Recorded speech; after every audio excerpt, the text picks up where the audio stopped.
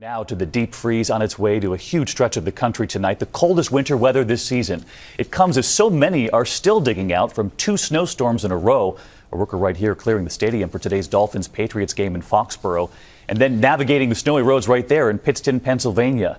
Meantime, this evening it's been a deadly night on the roadways out west, all because of the snow. Here's ABC meteorologist Ginger Z now. On the icy roads of the Blue Mountains near Pendleton, Oregon, a tour bus crashed today on I-84, killing 5 people and injuring at least 20. Driving was also disastrous this weekend after the latest winter storm in the east. There was a 20-car pileup on I-93 in New Hampshire. There was debris everywhere.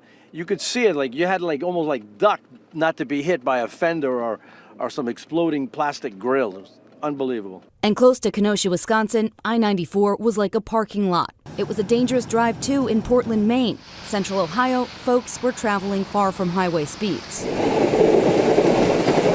In Lexington, Kentucky, crews worked day and night to keep that from happening. In St. Louis, that did happen. It was black ice that sent this SUV tumbling into an icy river.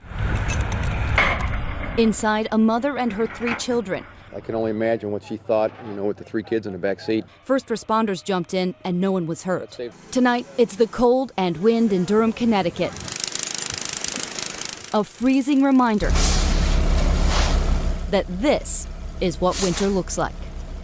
Wow, the holidays are supposed to be a little easier than this. Ginger Z's with us here on the desk here in New York. And you say the cold temperatures are going to stay, but get even colder in some places. Right, and that's what's going to be the problem. You may go above freezing during the day, but then at night, a lot of places with this coldest air of the season going to see black ice problems on the road still. So let me show you just how cold. Chicago's one place we're focusing in on because they've been relatively mild. Haven't seen a high temperature below 32 for 308 days. But look at these numbers. The numbers going up to around 22 for New Year's Day, only for a high. Across the country. Across the country, right. New York City, by that time in the midweek, below freezing, too. And then we want to look one more thing at New Year's Eve, right?